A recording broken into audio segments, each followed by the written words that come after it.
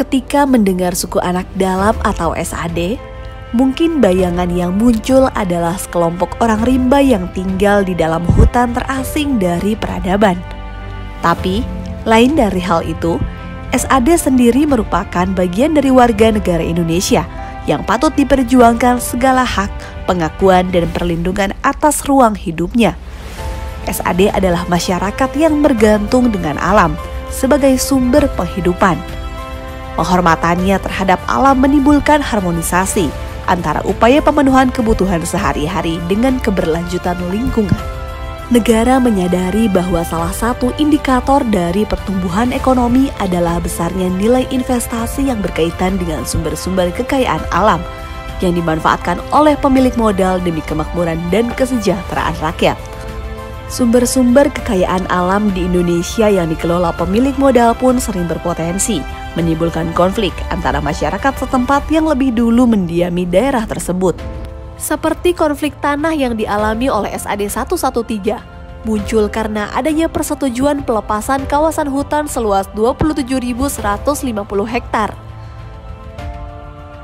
Konflik pun mulai mengalir pasca diterbitkannya HGU untuk PT BSU sejak tahun 1987 silam. Artinya, konflik itu sudah berjalan selama 35 tahun.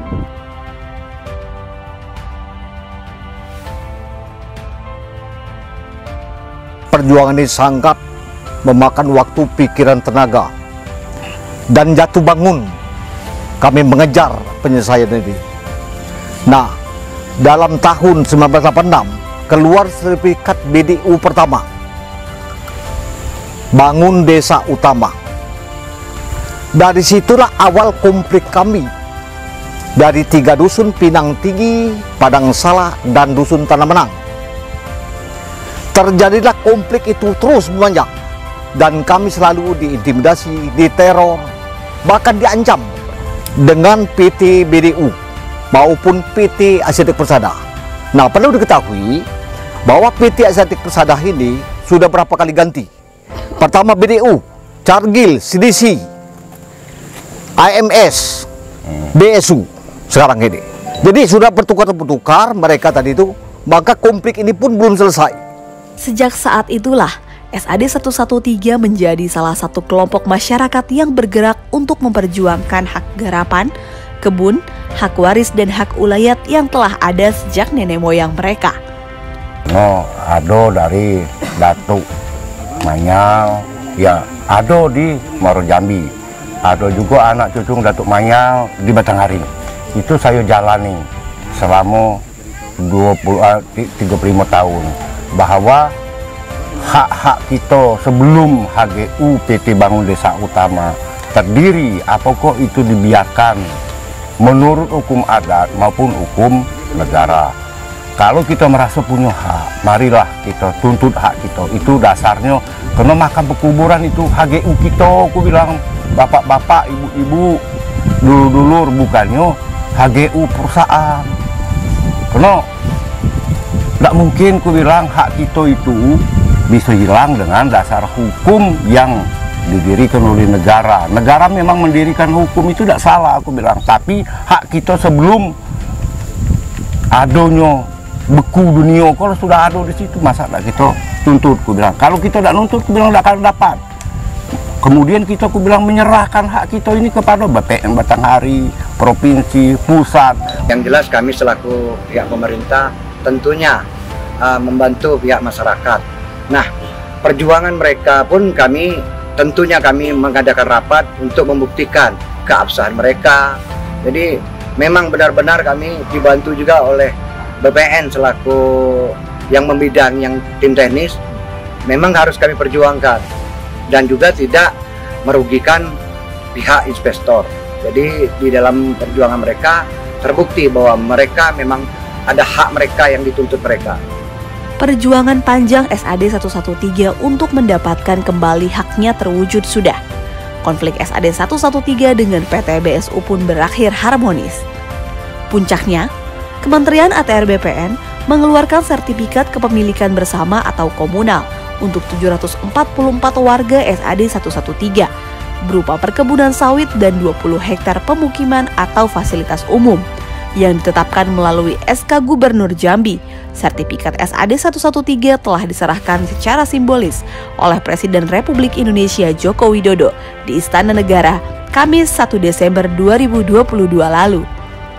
Kami sepakat dengan Pak Nurman, Ketua Koperasi, mengarahkan kepada dulur dan keluarga sanak cucung sayo itu jangan sempat sertifikat ini diambil alih oleh orang yang tidak tahu sejarah, asal usul mendapatkan sertifikat. Karena orang banyak memanfaatkan ini. Saya tidak ingin itu. Kenapa?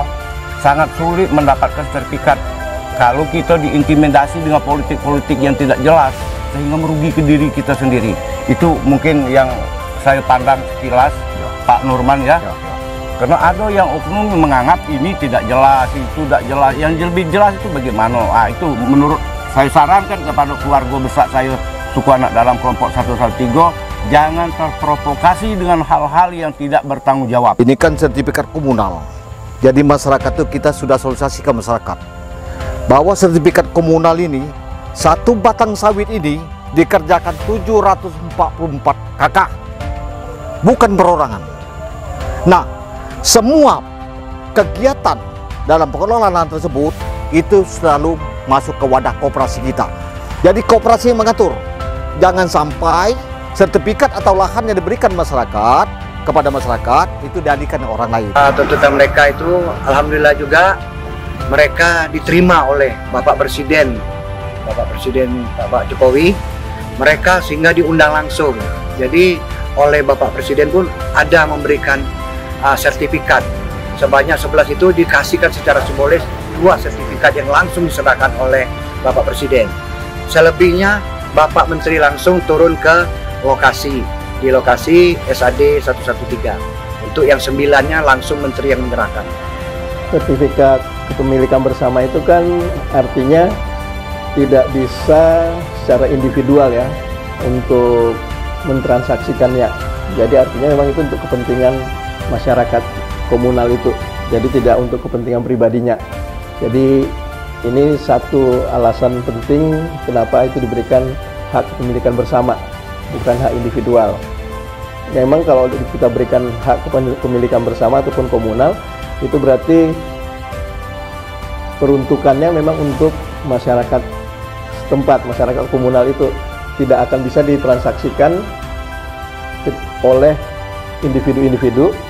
Sehingga nanti apa tujuan kita memberikan hak itu untuk kesejahteraan masyarakat, bukan menjadi kesejahteraan individu, tapi menjadi kesejahteraan kelompok masyarakat. Peran BPN itu sangat besar sekali, terutama kaitannya dengan objek yang berlokasi di Kabupaten Batanghari yang mereka klaim cukup banyak dan itu perlu penyelesaian khusus.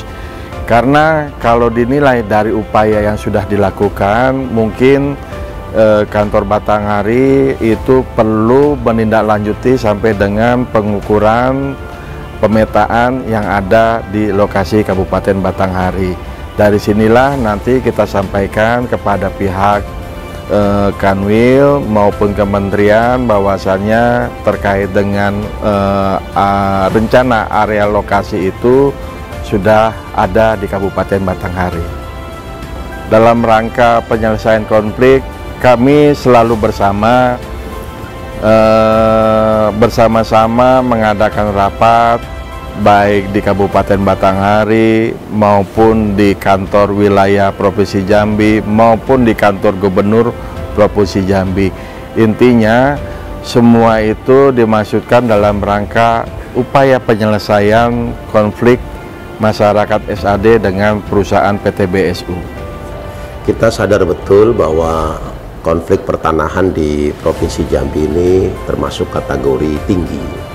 Salah satu yang ditangani oleh pemerintah provinsi beserta Forkompimda dan seluruh komponen itu adalah kasus antara PT BSU dengan SAD Suku Anak Dalam 113. Perjalanan kasusnya cukup panjang sebetulnya, sudah puluhan tahun kasus ini tidak selesai-selesai. Alhamdulillah dengan kerjasama yang cukup baik antara pemerintah daerah, pemerintah kabupaten, kemudian pemerintah provinsi dan juga pemerintah pusat, didukung oleh Forkompimda Provinsi Jambi. Alhamdulillah kasus ini berhasil diselesaikan dengan baik, di mana para pihak juga bisa menerima penyelesaian dengan cara musyawarah mufakat. Penyelesaian konflik penting dilakukan karena menyangkut dengan kepentingan masyarakat umum.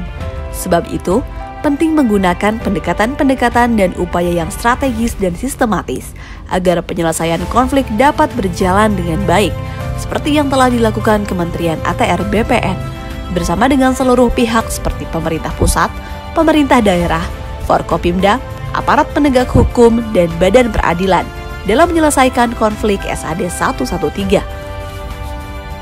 Penyelesaian konflik SAD 113 ini diharapkan dapat menjadi role model dalam menyelesaikan masalah serupa yang terjadi di Indonesia yang akan dibahas lebih lanjut dalam pertemuan gugus tugas reforma agraria atau GTRA Summit 2023. Mari berkolaborasi.